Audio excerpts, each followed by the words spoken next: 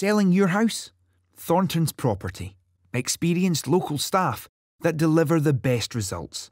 Proud sponsors of Saints TV. So a few new changes: Matty Willock and George Williams brought in on loan, and Paul Payton departing. Can you talk us through this? Well, I mean, our plan was to bring players in. We've done well in January. I think we've brought David McMillan in. George and Matty are two players that we've been tracking for the last couple of weeks.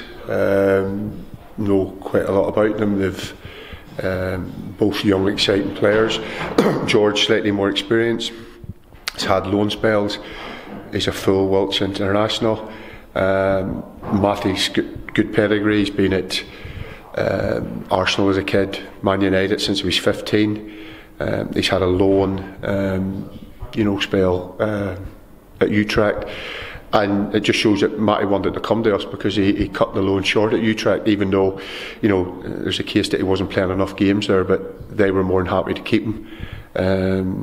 So I think we've had a good window, and 7 players have went out, and that always happens. I mean, we've got to balance the books. We've got to make sure that we're financially prudent and we do things right, and that's part of my job. So players have left, and we wish all the players that have left all the best in the future. But that's just the nature of the game. Players come and go all the time. Paul's done extremely well for us over the last 18 months.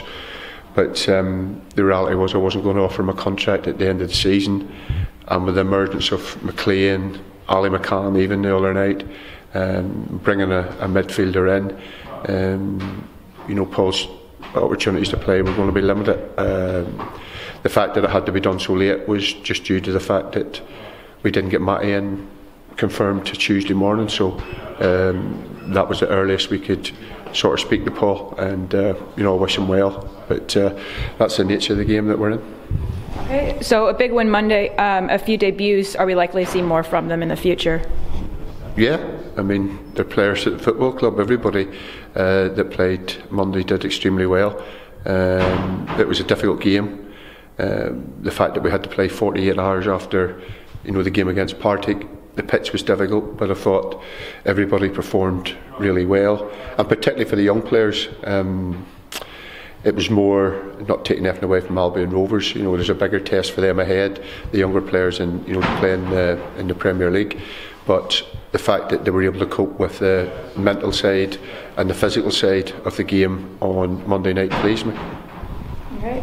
So how is the team looking injury-wise? Dave McMillan, we've had his scan. He's going to be out for 3 weeks. Callum Henry, still no change. The original thing was up to 3 months for him. Eastie's had his double hernia operation, and he's making good progress. Xander should train a little bit today, and Scott Tanter should be in full training today. We'll have Richard Foster back from suspension, and there was no more injury concerns from Monday night, so we have a pretty good squad still to choose from. What are you expecting from Hearts? A tough game. You can see the difference in them since Craig took over. The more organised, the players know their roles more. There's a certain togetherness and seem to be playing for the manager, and that's borne out of the fact the number of clean sheets and how well they've done recently. But as I say, every week we feel we can go and beat anybody, and that'll be the plan, to go and win the game. All right, well, thank you very much. Cheers.